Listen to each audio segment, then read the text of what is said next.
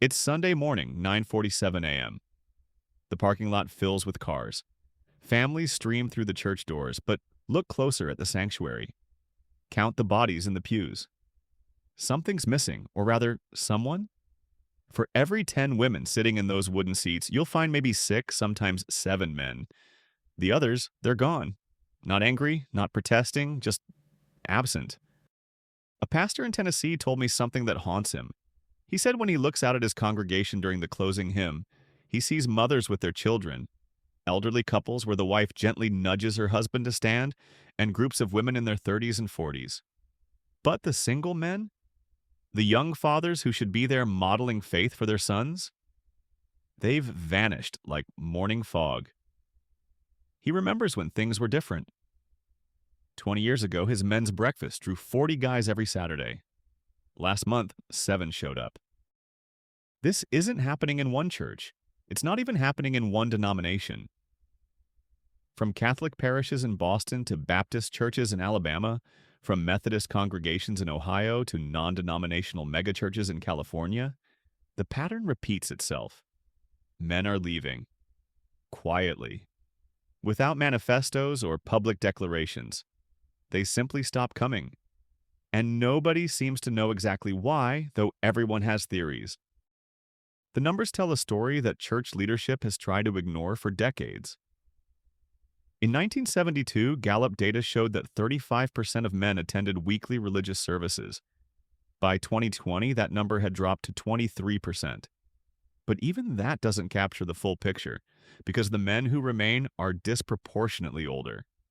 Walk into a typical Protestant church service and you'll find that 61% of the adults present are women. In some congregations, especially in African American churches where female attendance has always been higher, that ratio climbs to 70 or even 75% women. David Murrow wrote a book in 2005 called Why Men Hate Going to Church. He traveled across America, interviewing hundreds of men who'd left. One story stuck with me. A man named Tom, a construction foreman from Michigan, described his last Sunday service. He'd been going to the same church for 15 years. That morning, the pastor asked everyone to hold hands during prayer. Tom found himself holding hands with the elderly woman on his left and a teenage girl on his right. The pastor spoke about opening your heart, being vulnerable, letting Jesus' love flow through you. The praise band played a song with lyrics about falling into God's arms, being held, surrendering completely. Tom looked around. Every other man in the room had his eyes closed, some with hands raised, swaying to the music. He felt like he was at the wrong event, like he'd accidentally walked into someone else's gathering. He never went back.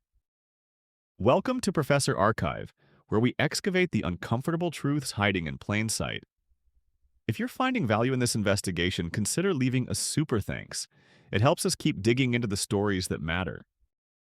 Tom's experience wasn't unique. Leon Pottles, a Catholic scholar, spent years researching this phenomenon.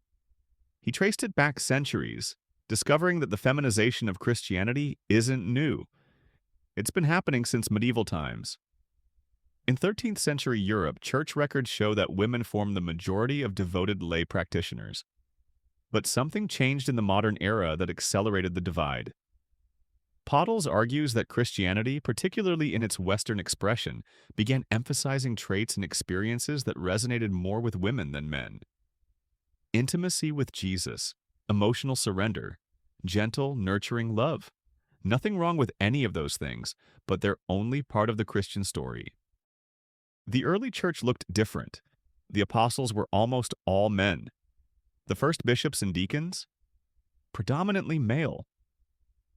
For centuries, Christianity was the religion of warriors and kings, of fathers teaching sons, of masculine sacrifice and bold witness. St. Augustine wasn't writing about feeling safe in God's embrace. He was wrestling with cosmic questions of will, evil, and divine sovereignty. Thomas Aquinas constructed logical frameworks that treated faith as an intellectual pursuit. Medieval monks didn't gather to share their feelings. They copied manuscripts, brewed beer, and preserved Western civilization through the Dark Ages. But somewhere between then and now, something shifted. The language changed. The music changed. The entire aesthetic of worship transformed. Modern worship songs, if you analyze their lyrics, read like love letters. I'm desperate for you. I surrender all to you. Hold me close. I'm lost without you. These aren't bad sentiments, but imagine being a 35-year-old man who works in construction or finance or IT. Imagine you've been taught your whole life that men should be strong, protective, stoic. Then you walk into church and you're asked to close your eyes, raise your hands, and sing about how desperate and weak you are. A study by Rodney Stark, one of the most respected sociologists of religion, found something fascinating. In religions that emphasize doctrine, theology, and intellectual rigor, the gender gap almost disappears.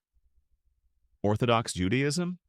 Nearly equal participation between men and women in different but parallel structures.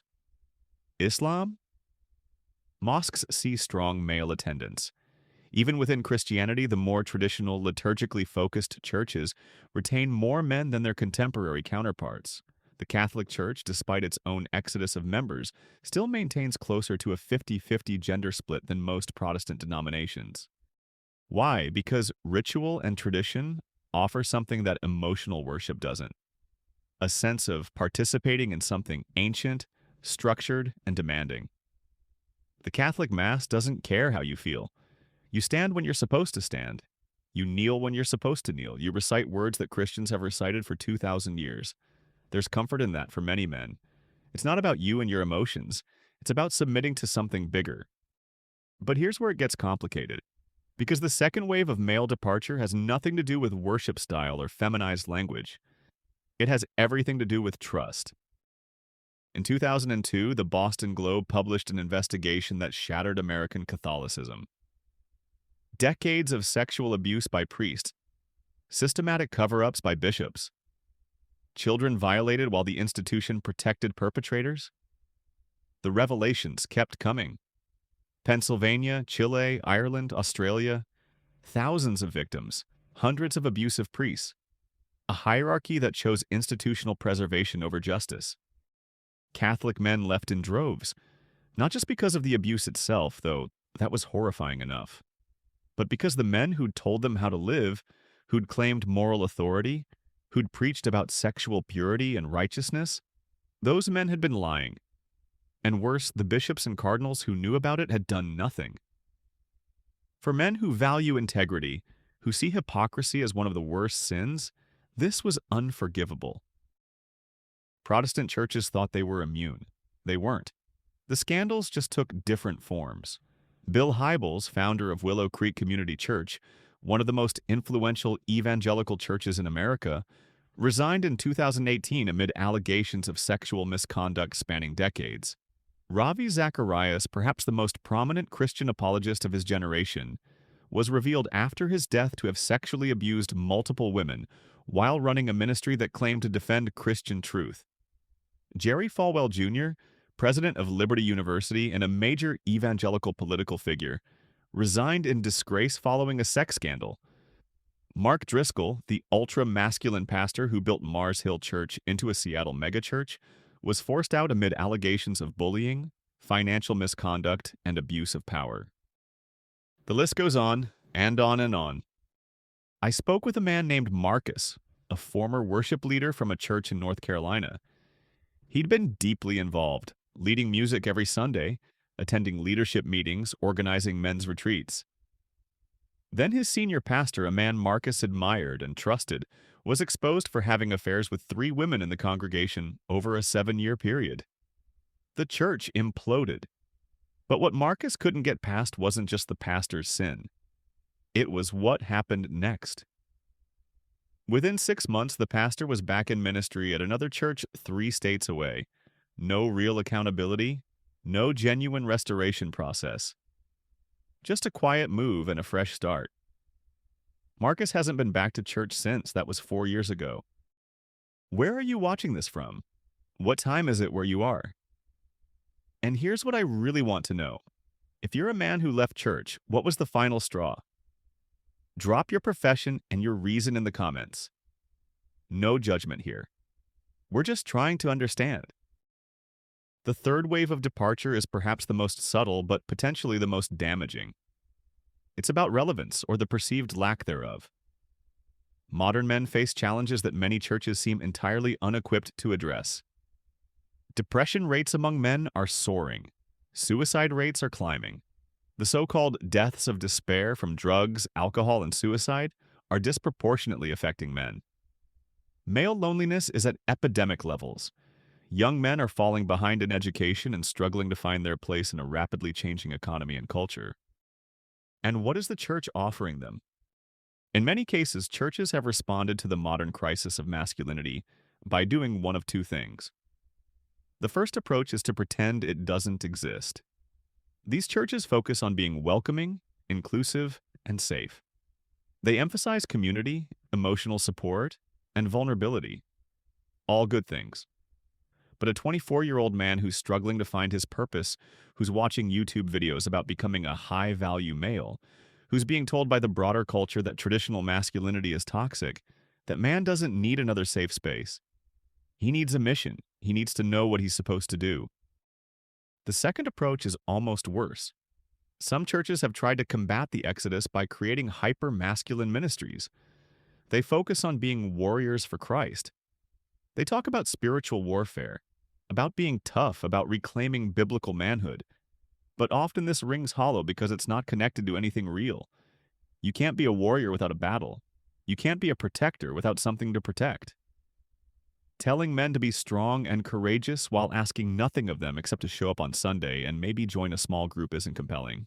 It's cosplay. C.S. Lewis understood this. In The Abolition of Man, he wrote about the need for humans to submit to something objective, something demanding.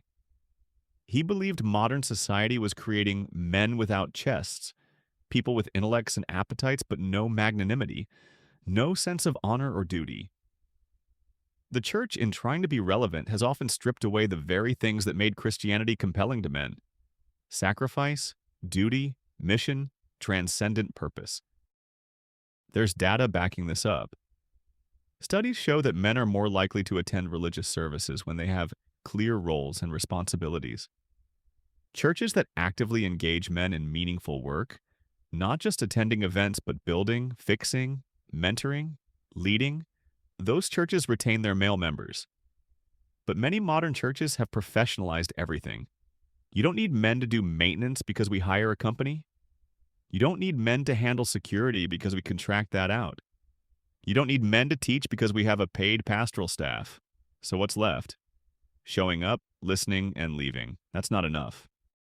But there's another factor that rarely gets discussed openly, and it's perhaps the most controversial: politics. Over the past 2 decades, white evangelical churches in America became increasingly aligned with conservative Republican politics. The marriage between the religious right and the GOP was supposed to strengthen both. Instead, it's driving men away. Not the men you'd expect, though. It's not primarily the liberals who are leaving, it's the men who feel used. I talked to a man named Robert, a veteran and former deacon in a Baptist church in Georgia. He's conservative, voted Republican his whole life. But he told me that around 2015, something changed in his church. Sunday sermons started including more and more political references. The pastor began framing every issue, from immigration to healthcare to climate change, through a partisan lens.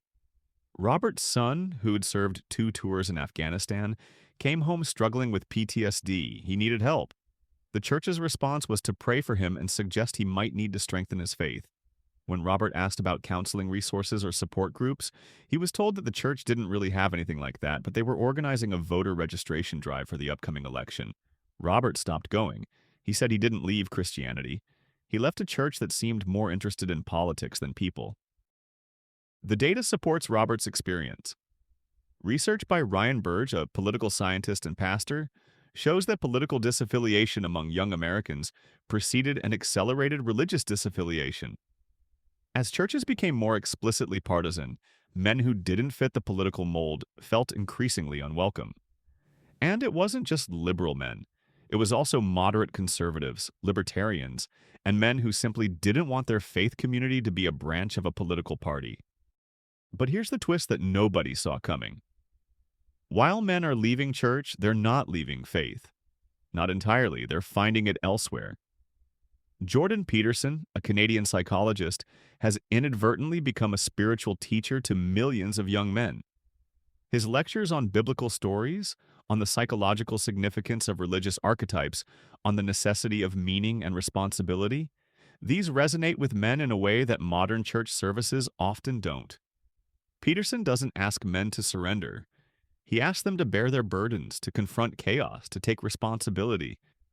That's compelling. Podcasts about theology, ancient philosophy, and meaning have exploded in popularity among men. Long-form conversations with thinkers like John Verwijk, who teaches a course on meaning crisis, or Paul Vanderklay, a pastor who engages deeply with psychology and philosophy, these attract predominantly male audiences. Men are hungry for intellectual and spiritual depth. They're just not finding it in most churches. There's also a growing movement of men exploring Orthodox Christianity. The ancient practices, the liturgical depth, the unchanged traditions, these attract men who feel unmoored in liquid modernity. Orthodoxy doesn't apologize for being old. It doesn't try to be contemporary or relevant in the modern sense. It offers weight, substance, continuity. For men swimming in a sea of relativism and constant change, that's appealing. Some men are even leaving Christianity altogether but maintaining spiritual practices. They're meditating, reading Stoic philosophy, exploring Buddhism or secular forms of meaning-making. The common thread? They're seeking something that makes demands of them, that calls them to be better, that provides a framework for understanding their place in the world. Churches are starting to notice. Some are trying to change. There's been a resurgence of interest in classical Christian formation, in liturgy, in intellectual rigor. Some pastors are reading the critiques and trying to create spaces that appeal to men without alienating women. It's a difficult balance. A few churches have succeeded. They emphasize service over feelings, mission over comfort, challenge over affirmation. They give men real work to do. Mentoring boys without fathers, building homes for those in need, engaging in serious theological study, taking on leadership that actually matters. But for every church that's adapting thoughtfully, there are dozens that are either in denial about the problem or pursuing solutions that make it worse. Some double down on the emotional, experiential approach, figuring that if they just get the music right or the lighting perfect, men will come back. Others create men's ministries that are essentially Christian versions of secular masculinity, all about being alpha and dominant and strong, missing entirely the radical nature of Christian teaching about power and weakness. The irony is thick. Christianity was founded on the ultimate act of masculine sacrifice, a man dying to save others. The early church was built by men who left their families, their livelihoods, their safety to spread a message they believed was true. Christian history is full of men doing hard things, monks preserving knowledge through civilizational collapse, missionaries translating scriptures and bringing medicine to unreached peoples, reformers standing against corrupt powers, civil rights leaders facing down violence with moral courage. That Christianity, the one that asked everything of its followers, that called people to take up crosses and follow into suffering, that Christianity attracted men. It gave them something worth dying for. Modern Christianity, in many of its expressions, struggles to give men something worth showing up for on a Sunday morning. There's a man in Michigan, a pastor named Kyle, who's trying something different. He stripped his church of almost everything contemporary. No praise band, no light show, no casual, friendly sermons. He introduced traditional hymns, liturgical readings, and dense, intellectually challenging teaching. He started a men's group that meets at 5:30 a.m. every Thursday. They read difficult books from Augustine's Confessions to Dostoevsky's The Brothers Karamazov. They memorize scripture. They hold each other accountable, not just for sin avoidance, but for positive virtue cultivation. They do hard physical work together, building and repairing homes for single mothers and elderly people in their community. His church is growing, and it's growing disproportionately with young men. Kyle told me something that struck me. He said most churches are trying to make Christianity easier, more accessible, more comfortable. But men don't want easy. They want hard. They want something that tests them, that demands their best.